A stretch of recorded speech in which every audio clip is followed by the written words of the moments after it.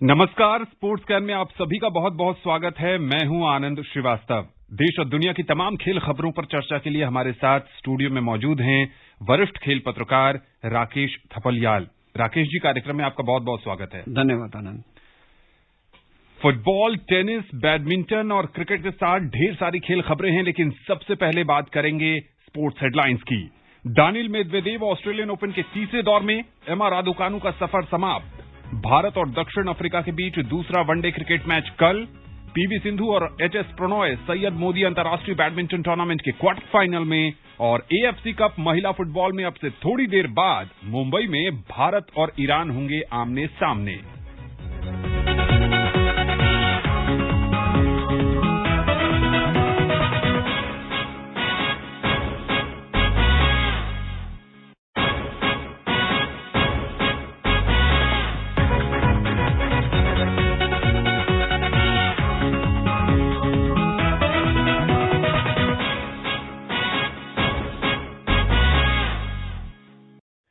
शुरुआत करते हैं वर्ष के पहले ग्रैंड स्लैम ऑस्ट्रेलियन ओपन से। आज दूसरे दौर में कई रोमांचक मुकाबले मेलबर्न में देखने को मिले। कुछ खिलाड़ियों ने आशा के अनुरूप प्रदर्शन किया तो कई के दिल भी टूटे।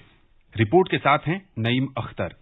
मेलबर्न में विश्व के पहले grand slam Australian open tennis tournament के पुरुष सिंगल्स में विश्व नंबर 2 रूस के दानिल मेदवेदेव ने निक किर्गियोस को 4 सेट तक चले मैच में 7-6, 6-4, 4-6, 6-2 से हराकर तीसरे दौर में जगह बना ली है। चौथी वरीयता प्राप्त ग्रीस के स्टेफानोस सिटसिपास ने अर्जेंटीना के सेबेस्टियन बेज को 7-6, 6-7, 6-3, 6-4 से मात दी। 5वीं वरीयता प्राप्त रूस के आंद्रे रुब्लेव ने रिकॉर्ड्स बैलेंसिक को 6-4, 6-2, 6-0 से शिकस्त दी। 9वीं वरीयता प्राप्त ऑगर एलियासिमे को स्पेन के डेवियोदोविच फोकिना को 7-6, 6-7, 7-6, 7-6 से हराने के लिए कड़ी मशक्कत करनी पड़ी। 15वीं वरीयता प्राप्त रॉबर्टो बाउटिस्टा अगुट ने फिलिप कोल्स्क्रिबर को लगातार सेटों में 6-1, 6-0, 6-3 से हरा दिया। वहीं दिग्गज एंडी मरे को दूसरे राउंड में हार का सामना करना पड़ा। उन्हें टैरो डेनियल ने लगातार सेटों में 6-4, 6-4, 6-4 से हरा दिया। 26वीं वरीयता प्राप्त ग्रिगोर दिमित्रोव उलटफेर का शिकार हुए। उन्हें गैर वरीयता प्राप्त बेनोय पेरे ने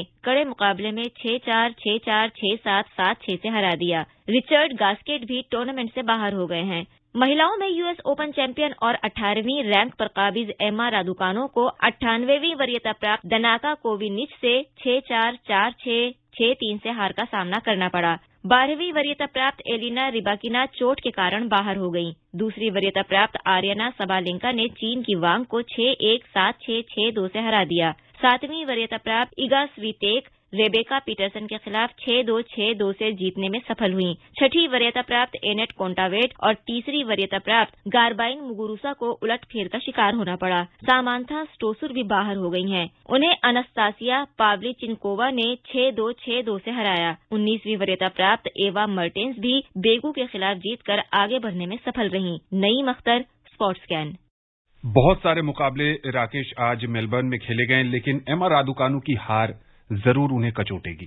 नहीं, बिल्कुल सही बात है। देखिए, एक साल का पहला ग्रैंड स्लैम और जिन परिस्थितियों में टूर्नामेंट खेला जा रहा है उसके हिसाब से आप देखें कि टूर्नामेंट के अंदर काफी रोमांचक चीजें देखने को मिल रही हैं। नामी खिलाड़ी हारे, बाहर हुए, जोकोविच को डिपोर्ट किया गया, ड्रॉ में डालने के बाद वो टूर्नामेंट में नहीं खेल सके।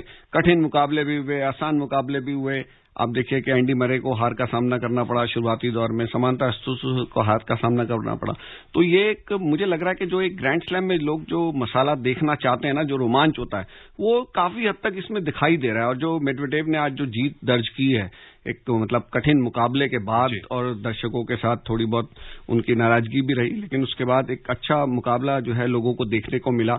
और यही ग्रैंड स्लैम का सबसे बड़ा रोमांच है। अगर सब कुछ सीधा साधा होने लगेगा ना, तो वो चीजें रहेंगी नहीं कि एक कम वरीयता प्राप्त खिलाड़ी अपने से ऊपर की सीडीड खिलाड़ियों को हराए। वो सब चीजें लोग यहाँ पर देखना चाहते हैं और वो शुरुआती दौर में ही देखने को मिल रहा है। जी हां, बिल्कुल। और राफेल नडाल के साथ दानिल मेदवेदेव टूर्नामेंट जीतने के प्रबल दावेदार हैं, और गारबाइन मुगुरुजा के हार के बाद एशले बार्टी और सिमोना हालेप महिला वर्ग में प्रबल दावेदार बन गई हैं। भारत की सानिया मिर्जा और अमेरिका के राजीव राम की जोड़ी ऑस्ट्रेलियन ओपन के मिक्स डबल्स के दूसरे दौर में पहुंच गई है। सानिया और राजीव की जोड़ी ने सर्बिया के निकोला काचिच और एलेक्जेंड्रा क्रूनिक की जोड़ी को 6-3, 7-6 से हराया। सानिया के अलावा भारत के रोहन बोपन्ना अब भी टूर्नामेंट में बने हुए हैं। मिक्स्ड डबल्स में बोपन्ना अपने अभियान की शुरुआत शनिवार को करेंगे। बोपन्ना और क्रोएशिया की दारिजा जुराक की जोड़ी का सामना यूक्रेन की ल्यूडमिला किचेनोक और आंद्रे ग्लूबेव की जोड़ी से होगा। राकेश, सानिया ने कहा है कि इस सत्र के बाद वो खेल को अलविदा कह देंगी। कई कारण बताए हैं। इमोशनल होगा ऑस्ट्रेलियन ओपन? नहीं, बिल्कुल बहुत ज्यादा वो इमोशनल वाली बात होगी और खासतौर पे हमारे जैसे खेल प्रेमियों के लिए कि बतौर पत्रकार हमने सानिया का जो करियर है वो शुरुआत से देखा है। मैं आपको बताऊं कि 2002 में या 3 में शायद हैदराबाद में नेशनल गेम्स हुए थे, तो उसमें मुझे ध्यान है कि सानिया ने कहीं पे कोई इंटरनेशनल टूर्नामेंट में पहला राउंड जीता था। तो इसके फादर वहां पर मीडिया बॉक्स में आए और उन्होंने मीडिया सेंटर में रिक्वेस्ट की माइक के ऊपर ही कि भाई मेरी बेटी ने एक राउंड ये जीता है, अगर आप लोग इसकी कहीं कुछ 1-2 लाइन लगा दें तो मैं आपका बड़ा आभारी रहूंगा। तो मैं वो चीज देखता हूं और उसके बाद जो सानिया मिर्जा ने जो सफर तय किया है टेनिस के अंदर, पूरी दुनिया में अपनी धूम मचाई है, तो मुझे वो वाकया अभी तक मैं कभी भूल नहीं पाता हूं कि क्या स्थिति थी, कहां से चल के सानिया मिर्जा, कोई सोच नहीं सकता था उस समय कि महिला टेनिस के अंदर ऐसी जबरदस्त कोई खिलाड़ी आएगी। फिर शादी हुई, मां बनने के बाद फिर उन्होंने वापसी की जबरदस्त अपनी, और अपने प्रदर्शन से हमेशा लोगों को हैरान किया है। और जो महिला खिलाड़ियों को लेकर जो उनकी बातें हैं, जो उनके मुद्दे हैं, पता नहीं कितनी खिलाड़ियों को उन्होंने प्रेरित किया है। एक पीढ़ी जो होती है ना, वो सारी सानिया मिर्जा से प्रेरित होकर टेनिस के अंदर आई है। जी हां, बिल्कुल। बहुत बड़ा योगदान भारतीय टेनिस को अगले स्तर पर ले जाने का सानिया मिर्जा को है और पूरा खेल जगत उम्मीद कर रहा होगा कि वो यहां ट्रॉफी जीतें और ऑस्ट्रेलियन ओपन का शानदार समापन करें। क्रिकेट की बात करेंगे। भारत और दक्षिण अफ्रीका के बीच कल मैच है, लेकिन इससे पहले हम आपको सुनवाते हैं एक रिपोर्ट कि आईसीसी ने 2021 में टेस्ट, वनडे के साथ साथ महिला टीम की भी घोषणा की है। कौन कौन खिलाड़ी उसमें शामिल हुए हैं, बता रहे हैं विशाल शर्मा। आईसीसी की टेस्ट टीम में भारत के 3 खिलाड़ियों को जगह मिली है। इनमें रोहित शर्मा, विकेटकीपर ऋषभ पंत और ऑलराउंडर आर अश्विन के नाम शामिल हैं। न्यूजीलैंड के दिग्गज बल्लेबाज केन विलियमसन को टीम का कप्तान नियुक्त किया गया है। Test team of the year इस प्रकार है: श्रीलंका के दिमुथ करुणारत्ने, भारत के रोहित शर्मा, न्यूजीलैंड के कप्तान केन विलियमसन, ऑस्ट्रेलिया के मार्नस लाबुशेन, इंग्लैंड के जो रूट, पाकिस्तान के फवाद आलम, भारत के ऋषभ पंत तथा रविचंद्रन अश्विन, न्यूजीलैंड के काइल जेमिसन, पाकिस्तान के शाहीन शाह अफरीदी और हसन अली। आईसीसी ने साल 2021 के लिए वनडे फॉर्मेट की बेस्ट प्लेइंग 11 की भी घोषणा कर दी है। खास बात यह है कि इसमें किसी भारतीय खिलाड़ी को जगह नहीं मिली है। इसमें बांग्लादेश के 3, पाकिस्तान, श्रीलंका, साउथ अफ्रीका और आयरलैंड के 2-2 खिलाड़ी शामिल हैं। One day team of the year इस प्रकार है: आयरलैंड के पॉल स्टर्लिंग, दक्षिण अफ्रीका के यानेमन मालन, पाकिस्तान के बाबर आजम और फखर जमा, दक्षिण अफ्रीका के रेसी वान डेर डुसेन, बांग्लादेश के शाकिब अल हसन और मुशफिकुर रहीम, श्रीलंका के वनिंदु हसरंगा, बांग्लादेश के मुस्तजिफुर रहमान, आयरलैंड के सिमी सिंह और श्रीलंका के दुश्मंथा चमीरा। उधर अनुभवी भारतीय क्रिकेटर मिताली राज और झूलन गोस्वामी को आईसीसी महिला one day team of the year 2021 में चुना गया है। भारत की एक दिवसीय कप्तान मिताली राज ने 2021 में 62.87 की औसत से 503 रन बनाए। उन्होंने रन ऐसे समय में बनाए जब भारतीय टीम ने संघर्ष किया, जिससे उनका योगदान और भी महत्वपूर्ण हो गया। मिताली ने इस साल कोई शतक नहीं बनाया, लेकिन कुल 6 अर्धशतक लगाए। झूलन गोस्वामी ने 2021 में कुल 15 विकेट लिए। वनडे टीम में दक्षिण अफ्रीका के 3, ऑस्ट्रेलिया के 1, वेस्टइंडीज के 2 और इंग्लैंड के 2, भारत के 2 और पाकिस्तान की 1 खिलाड़ी शामिल हैं। 2021 की आईसीसी महिला अंतर्राष्ट्रीय टीम इस प्रकार है: दक्षिण अफ्रीका की लिजे ली, ऑस्ट्रेलिया की एलिसा हीली, इंग्लैंड की टेमी ब्यूमॉन्ट, भारत की मिताली राज, इंग्लैंड की कप्तान हीथर नाइट, दक्षिण अफ्रीका की मैरीजान कप, वेस्टइंडीज की हिले मैथ्यूज, पाकिस्तान की फातिमा सना, भारत की झूलन गोस्वामी, दक्षिण अफ्रीका की शबनीम इस्माइल और वेस्टइंडीज की अनीसा मोहम्मद। राकेश, ये जो टीम की घोषणा की गई है, चौंकाने वाली बात यह है कि वनडे टीम में कोई इंडियन नहीं है। हाँ, बिल्कुल। आप देखिए कि भारतीय टीम का जो प्रदर्शन है, क्योंकि आईसीसी की टीम है, तो आंकड़ों के ऊपर ज्यादा डिपेंड रहती है कि आपने कितने रन बनाए हैं, कितने विकेट्स लिए हैं, उसी की बेस के ऊपर ज्यादातर इनका रहता है।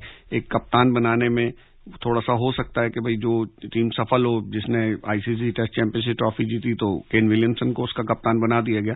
लेकिन ये निश्चित रूप से थोड़ी सी हैरानी की बात है कि भारत का कोई खिलाड़ी ओडीआई टीम में नहीं है। लेकिन मुझे लगता है कि ये क्योंकि एक ठोस स्कोरबोर्ड की बेसिस के ऊपर ये टीम जो है सिलेक्ट होती है, तो पूरे साल आपने जो रन बनाए हैं, विकेट लिए हैं, उसी की बेस पे उन्हीं खिलाड़ियों को आप देखिए कि आयरलैंड के खिलाड़ी, बांग्लादेश के 3-3 खिलाड़ी इस तरीके से हैं। और अगर आप भारत का कुल मिला के देखें तो सारे आईसीसी की टीमों को मिलाकर जो है 5 खिलाड़ी हमारे हैं, 3 पुरुष और 2 महिला खिलाड़ी। और इसमें मतलब आप देखिए महिलाओं में मुझे थोड़ी सी हैरानी इस बात की है कि मिताली राज, झूलन गोस्वामी, मतलब जो हमारी पुरानी खिलाड़ी वो इसमें हैं। तो एक कह सकते हैं कि भाई जो एस्टैब्लिश खिलाड़ी हैं बेहतरीन प्रदर्शन कर रहे हैं लगातार। और मुझे लगता है कि वैसे खिलाड़ियों को इससे कोई खास फर्क नहीं पड़ता कि वो आईसीसी की टीम में हैं या नहीं है, क्योंकि उन्हें पता है कि जब आपने रन बनाए हैं, विकेटें लिए हैं, तो आप उस टीम में रहेंगे, नहीं करेंगे तो आप वो नहीं रह पाएंगे उसमें। जी हां, बिल्कुल। और महिलाओं के लिए ये वर्ष बेहद खास है, क्योंकि न्यूजीलैंड में महिला वर्ल्ड कप होना है और मिताली राज की अगुवाई में टीम इंडिया यही कोशिश करेगी कि वहां जीत दर्ज करे। भारत और दक्षिण अफ्रीका के बीच 3 मैचों की वनडे श्रृंखला का दूसरा मैच कल बोलैंड पार्क स्टेडियम में खेला जाएगा। श्रृंखला में बने रहने के लिए भारत को यह मैच हर हाल में जीतना ही होगा। इस मुकाबले में सूर्य कुमार यादव को मध्यक्रम में जगह दी जा सकती है। यह भी देखना दिलचस्प होगा कि टीम इंडिया 2 स्पिनर्स के साथ उतरती है या फिर गेंदबाजी में परिवर्तन किया जाएगा। दूसरी तरफ मेजबान दक्षिण अफ्रीका की टीम बल्लेबाजों और गेंदबाजों के शानदार दम पर सीरीज अपने नाम करना चाहेगी। कल दक्षिण अफ्रीका ने भारत को पहले वनडे मैच में 31 रन से हराकर 3 मैचों की श्रृंखला में 1-0 की बढ़त बना ली है। पहले बल्लेबाजी करते हुए भारतीय टीम को 297 रन का लक्ष्य मिला था। दक्षिण अफ्रीका ने पहले बल्लेबाजी की, लेकिन टीम इंडिया 8 विकेट पर 265 रन ही बना सकी। राकेश, सबसे पहले अगर कल होने वाले मैच की बात करें तो क्या परिवर्तन देखते हैं आप? देखिए, परिवर्तन की तो बात नहीं है, लेकिन हाँ, जो बल्लेबाजों ने जो प्रदर्शन किया है वो मुझे लगता है कि निराशाजनक हमारा प्रदर्शन था।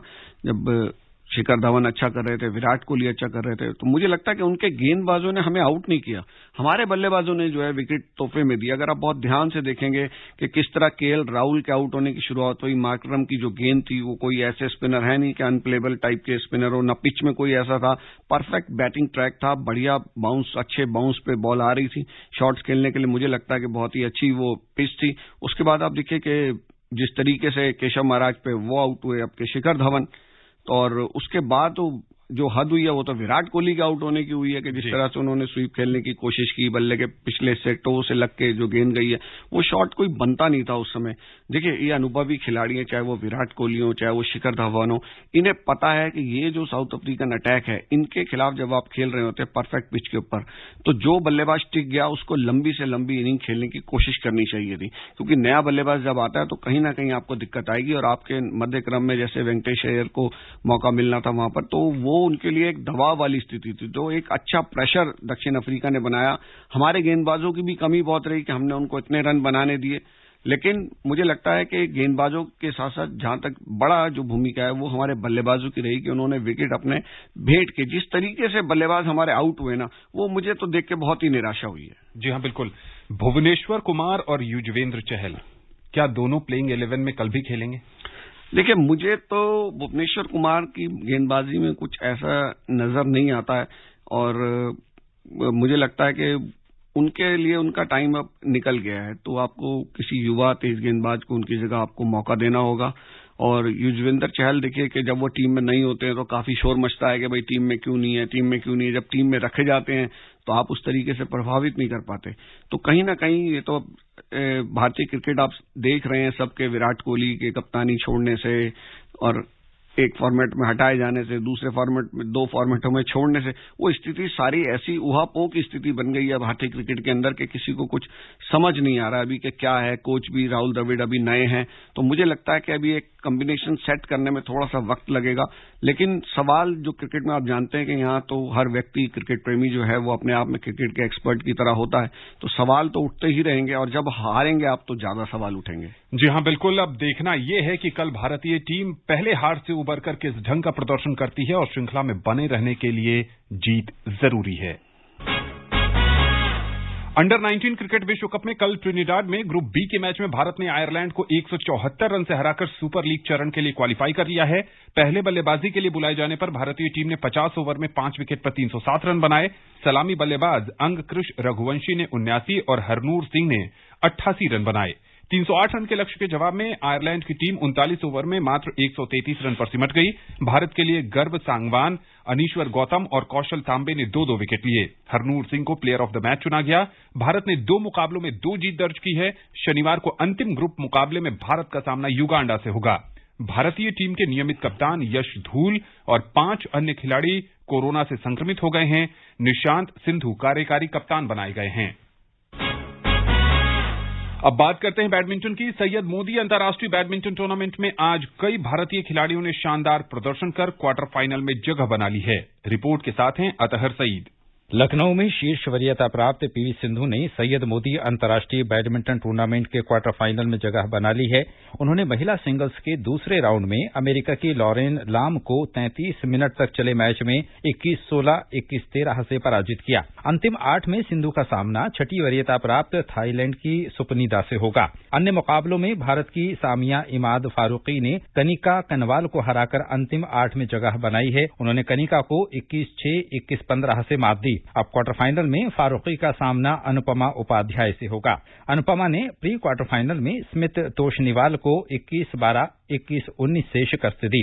आकर्षि कश्यप और मालविका बंसोड़ भी अंतिम 8 में पहुंच गई हैं। क्वार्टर फाइनल में दोनों आमने सामने होंगी। पुरुष वर्ग में 5वीं वरीयता प्राप्त एचएस प्रणॉय ने संघर्षपूर्ण मैच में प्रियांशु रजावत को 21-11, 16-21, 21-18 से हराकर क्वार्टर फाइनल में जगह बनाई। अंतिम 8 में प्रणॉय का सामना फ्रांस के अर्नौद बर्कले से होगा। बर्कले ने प्री क्वार्टर फाइनल में गुलशन कुमार को मात दी। मिथुन मंजुनाथ ने भी क्वार्टर फाइनल में प्रवेश कर लिया है। मेंस डबल्स में ध्रुव कपिला और एमआर अर्जुन की जोड़ी ने भी अंतिम 8 का टिकट कटा लिया है। Athar Saeed, sports can. यहां पर सिंधु से उम्मीद है राकेश कि वो अपना खिताबी सूखा खत्म करेंगी।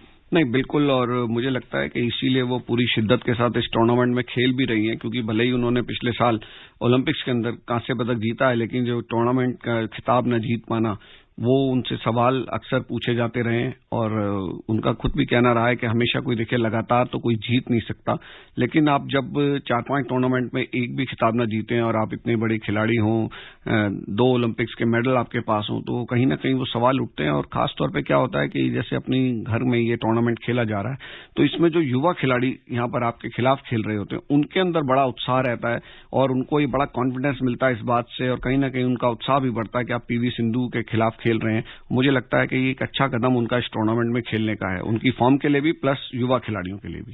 जी हां, उम्मीद करेंगे कि सिंधु यहां पर चैंपियनशिप जीतें और एक बढ़े हुए मनोबल के साथ इस सीजन में आगे बढ़ें।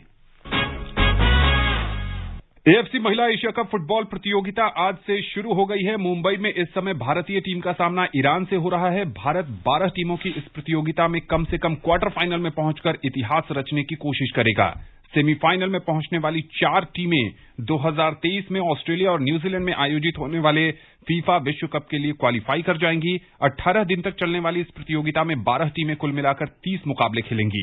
भारत 1979 के बाद पहली बार इस महाद्वीपीय टूर्नामेंट की मेजबानी कर रहा है। मुकाबला शुरू हो गया है और ताजा हाल यह है कि जो शुरुआत के 3-4 मिनट का खेल हुआ है, वहां पर कोई गोल नहीं हो सका है। राकेश, किसका पलड़ा भारी देखते हैं? देखिए, अब हमने ईरान को पहले भी हराया हुआ है और भारतीय टीम काफी उत्साह के साथ है। अगर पिछला साल हम देखें तो 6 देशों का दौरा हमारी टीम ने किया, जिसमें ब्राजील, स्वीडन, उज्बेकिस्तान, तुर्की, यूएई, बहरीन, और काफी अच्छी तैयारी इन्होंने वहां पर की है। खिलाड़ियों का अच्छा एक्सपोजर दिया है और जो ऑल इंडिया फुटबॉल फेडरेशन के अध्यक्ष प्रफुल्ल पटेल हैं, उन्होंने कहा भी कि टीम क्वार्टर फाइनल पहुंची तो उनके लिए विशेष इनाम की भी घोषणा वो करेंगे। तो मुझे लगता है कि खिलाड़ियों को उत्साह, सब चीज मिल रही है। अब बेहतरीन प्रदर्शन करना उनके ऊपर है। जी हां, ईरान की 70वीं रैंकिंग है, जबकि भारतीय टीम 55वें पायदान पर काबिज है। उम्मीद करेंगे कि भारतीय टीम यहां शानदार प्रदर्शन करे और इतिहास रचने के एक कदम और करीब पहुंचे। राकेश, स्पोर्ट्स कैन से जुड़ने के लिए और विशेषज्ञ राय साझा करने के लिए आपका बहुत बहुत शुक्रिया। धन्यवाद। स्पोर्ट्स कैन का आज का अंक यहीं समाप्त होता है। पूरी टीम को दीजिए अनुमति, कल आपसे होगी फिर मुलाकात। तब तक के लिए नमस्कार।